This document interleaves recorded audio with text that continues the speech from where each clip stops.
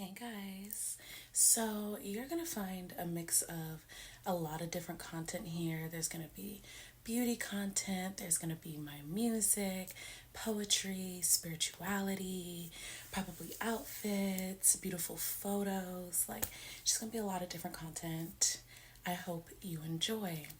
So today is Friday. We just got through the full moon.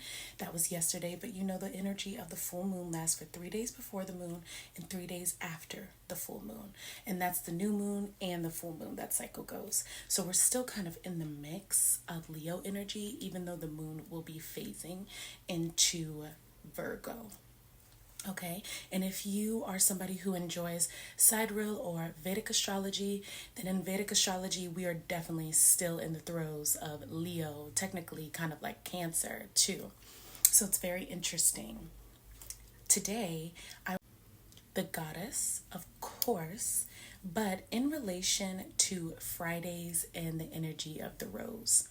When I was little, I was always obsessed with roses. It was like I just knew they were my favorite flower before I even had a chance to discover any other type of flower. It's like no other flower mattered. But now I know it's because of trigger warning for those of you who don't like this type of stuff.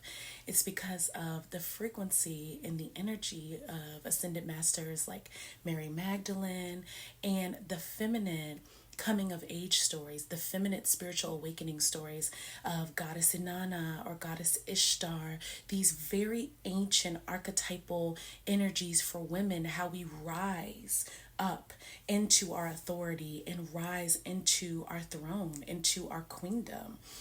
And the color red has a lot to do with that. So, roses are traditionally associated with the zodiac signs Taurus and the zodiac signs Libra. I'm a Libra. So there's no shocker there that I naturally loved roses. But on top of that, right, roses are associated with Fridays and associated with femininity, love, passion. It's something that we give to somebody as a token of love, as a token of gratitude or admiration, respect, pure adoration. Okay. Roses are a way that we pamper ourselves, a way that we take care of ourselves or spoil ourselves as well, which gives lay to that Venusian quality, that Venusian aspect of self-love, of self-worth, and self-value, because that is what sticks out the most to me. Of course, we can talk about all the sexy time that comes with it too, but let's really get into this archetypal energy of the queen of heaven, the queen of earth, and the queen of the sea, and what that actually means. My mother and I were just talking on the phone yesterday about how I've always loved mythology. And when we would go to the stores, particularly thrift stores or consignment shops, when I would find vintage astrology or like mythology books, I would grab them instantly and read them. So I love to use mythology as a way for us to understand our conscious and subconscious mind. I'm also somebody who absolutely loves behavioral psychology. I find it to be very interesting, and I'm somebody who loves Carl Jung. So, in that sense, we all have these archetypes that live inside of us, and we mostly focus on the masculine perspective, like Gilgamesh or Odysseus or Hercules, Perseus, these masculine, even Jesus Christ, right? These masculine beings, masculine identities that show this coming of age story, triumphing over any type of conflict that's nature, personal, dealing with another person. I'm an English teacher, so you guys probably remember all of those different types of conflict, like internal versus internal, individual versus self, individual versus man, individual versus nature. That's what I'm talking about.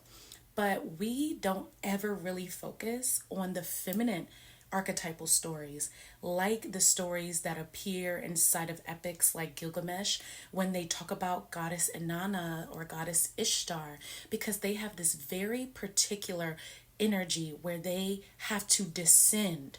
They start as Queen of Heaven, meaning goddesses, women, we are very connected to our intuition.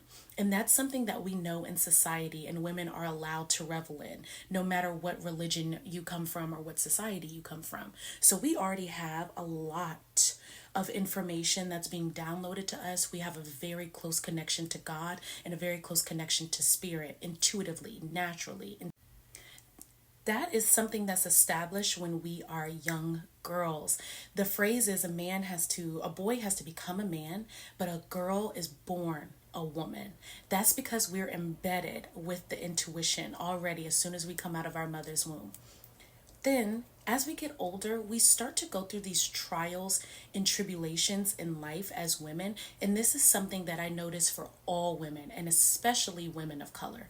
We descend down from this higher space where we're so connected to God and have to go through these earthly trials and tribulations, whether it's through materials or some type of lack or something, or going on in our family or romantically. And then, especially something physically dealing with the body. A lot of us have a lot of body trauma that we have to overcome, financial difficulties we might have to overcome, external forces that seem to be blocks.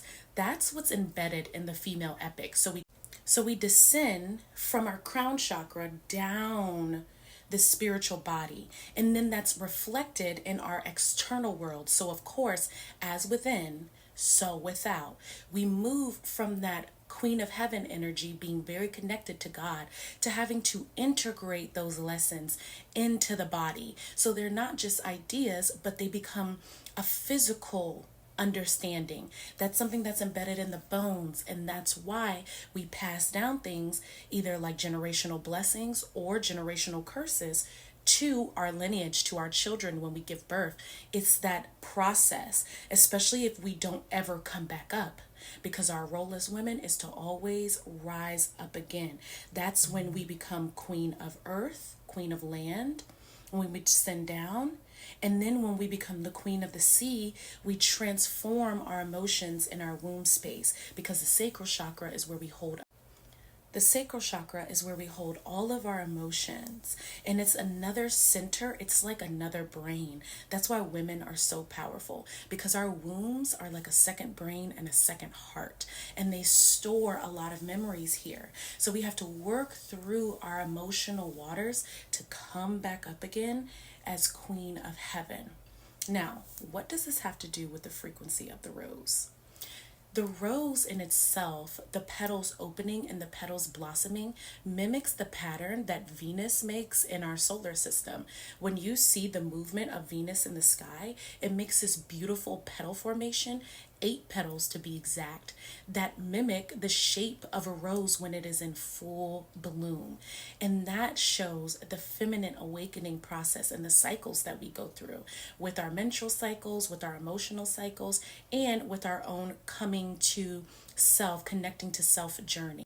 So the rose is not only a powerful symbol of love and devotion and sensuality, but it's also a symbol of resilience and determination and inner strength that women have, because we don't always have to show strength by competing with men or doing things in a way that is traditionally seen as masculine.